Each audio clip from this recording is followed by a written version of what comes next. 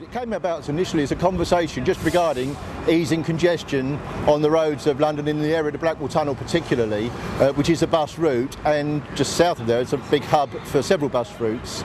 And basically there were just issues in relation to drivers being taken ill, broken down vehicles where they'd need to be towed, and various other incidences whereby we might need to be able to move a bus at short notice. Clearly there are advantages on both sides, and it would always be our preference that a professional bus driver would move a vehicle. But in emergency situations, and for example in public order situations where quite rightly buses get abandoned, it's just another opportunity that we might be able to manoeuvre a bus and make it safe and save Arriva or whichever bus company a great deal of money in terms of damage to a vehicle. Personally, I'm the graduate of 2 different police driving schools, having served with Essex before transferring to the Met.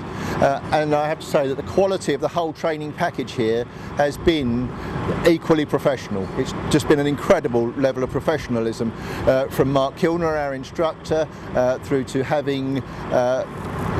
cross-checks, having double checks by another senior instructor to make sure that we were up to standard and we were progressing at the right rate. The service we have had from Jane Steer, from Dell, her assistant, from Graham, the examiner, who certainly didn't give us an easy ride. I'm not saying he was looking to fail us, but he certainly didn't give us an easy ride. It was a very thorough, very professional test, and just every aspect of the training has been, well, that's really the only word for it, really professional, very thorough, and committed to making us the best drivers that we could be. And clearly, if you're a graduate from this driving school, you know you've done well. I've been a traffic officer for nearly 20 years, and in the time I've been allowed to specialise both as a constable and as a sergeant, and part of that specialism is I've got an HGV licence and I've also got a PCV licence. I've then been allowed to go on a course that is called an assessor's course, and I assess police drivers in how they drive police vehicles.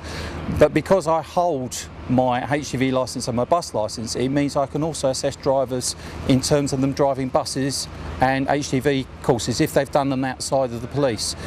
My role today is primarily around ensuring that the level of instruction that Arriva are giving my officers is as good as or better as the Metropolitan Police driving school, and in this case I'm very pleased to say that it is, and also to ensure that the paperwork that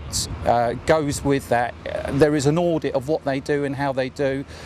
bad things that they've done, good things that they've done, and to show that throughout the whole process is a continual learning curve, and at the end of the day the end product is a pass which will help Arriva but help the people of London and Metropolitan Police. The training will assist not only police officers but it will assist the general public and London as a whole, because if a bus is broken down and the officers are trained, it means the bus can be moved quicker, the traffic can be moved quicker, less congestion means people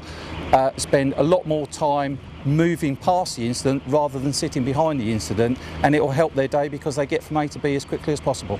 Certainly from our perspective this is a relationship that seems to be of benefit to both sides. My office and I have gained a lot from it. It's made us better car drivers if nothing else, but also it's a two-way street. We intend to assist with some of the theory training, some of the classroom training here to give people a police perspective on that, and there are certainly benefits to both sides, and this is exactly the sort of partnership work that both Arriva and the police and the Met specifically are looking to do. I think it's very beneficial to everyone concerned.